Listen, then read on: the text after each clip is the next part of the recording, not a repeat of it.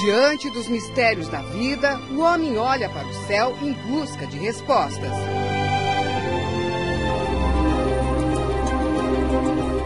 Haveria entre nossos sentidos, ver, ouvir, sentir, mais do que podemos comprovar? Nascemos e morremos. É sempre assim.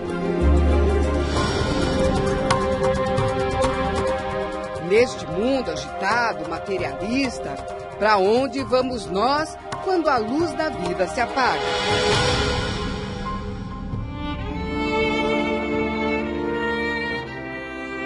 Mistério. Difícil não citar a fé, as crenças ou a falta delas quando falamos de morte. O que nos vem à mente? Tristeza, saudade, medo. Seria mesmo o fim de tudo? Por que a morte é cercada de tantos mistérios? O que vem depois dela? Será que deixamos de existir por completo? A vida além desta vida?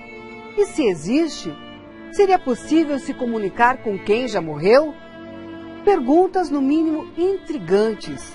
Mistérios que a ciência tenta explicar. Tô acreditando. Nicole, moça rica, bonita e com uma doença terminal. Só uma coisa importa pra mim. Thales, jovem, conquistador, oportunista. Na novela Amor à Vida, o casamento planejado para ser um golpe se transforma em amor verdadeiro. Mas era tarde demais. Nicole, pelo amor de Deus, Nicole. Como um sentimento poderia vencer a morte? Na ficção, Thales teve sua chance e conseguiu reencontrar a amada. Mas e na vida real? Encontros como este seriam possíveis? Aqui, por favor. O psicólogo Mário Oliveira acredita que viveu um encontro além da vida. Mário era um bem-sucedido engenheiro eletrônico no Rio de Janeiro. Depois de 8 anos de namoro, ele e Cláudia decidiram se casar. Mas a felicidade durou pouco. Quando nós casamos, ela veio ter um diagnóstico de câncer, um melanoma, já grave nas costas, e a indicação que os médicos deram é que ela iria morrer em 6 meses. Cláudia não quis saber de hospital. Fez questão de ser tratada em casa, ao lado do marido. E viveu por mais 2 anos. Faleceu e a gente fica naquela situação. O que é a morte? Eu, como engenheiro, na época, não entendia o que era a morte. Mário perdeu o rumo. Se isolou de todos. Os meses foram passando, mas o tempo não apagava a dor. O trabalho ficou bem aquém do que eu era antes, né? Quer dizer, volta e meia me via só pensando nisso, né? Final de semana as minhas relações era sempre com alguém para poder desabafar. Foi então que Mário conheceu a conscienciologia.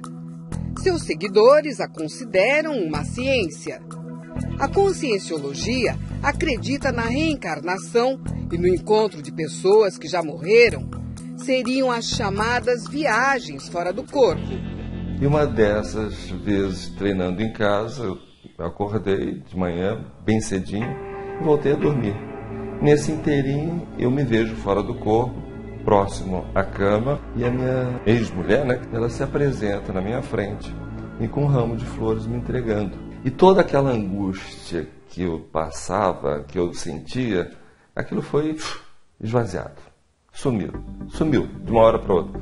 Aí ela seguiu o caminho dela e a gente também, no meu caso, também seguiu meu caminho. Foi uma mudança radical. Mário não só deixou o emprego que tinha no Rio de Janeiro, como decidiu trocar de cidade e abandonar a engenharia. Queria estudar mais sobre aquele grupo que falava da existência de outras vidas e de encontros com espíritos. E foi parar em Foz do Iguaçu, no Paraná. Aqui funciona o Centro Internacional de Conscienciologia, um lugar onde, segundo os organizadores, o ser humano, a inteligência, o espírito, a alma, a consciência são os focos das pesquisas, onde se tenta estudar o passado para entender o presente e também os sentidos do caminho entre a vida e a morte. Na vizinhança do Centro de Conscienciologia, nomes estranhos como Cognópolis e Cosmoética identificam ruas e condomínios. São palavras novas, criadas pelos frequentadores do centro para explicar fenômenos estudados aqui. Já seriam quase 3.000 novos verbetes. O mestre desta nova ciência no Brasil é o mineiro Valdo Vieira. Formado em medicina e odontologia, Valdo coordena 50 grupos de pesquisadores. Tudo tem uma causa, todo efeito tem uma causa. Tem que ter uma causa primária, uma inteligência suprema atrás disso tudo. Quem é que sabe? Eu não sei, você sabe? Durante 10 anos, Valdo Vieira trabalhou com o médium Chico Xavier, de quem se afastou por não concordar com dogmas do espiritismo.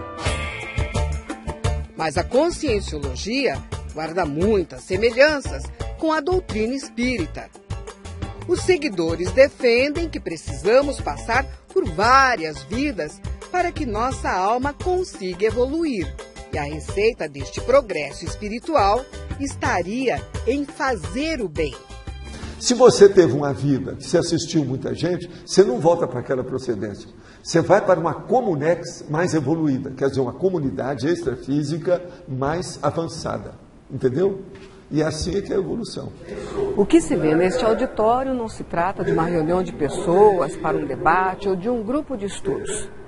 Cada uma dessas pessoas tem um tipo de questionamento. A maioria já passou por experiências consideradas curiosas, estranhas, inexplicáveis. Será que aqui elas estão encontrando o que procuram? O professor de inglês, o neozelandês Geoffrey Lloyd, acredita estar no caminho certo.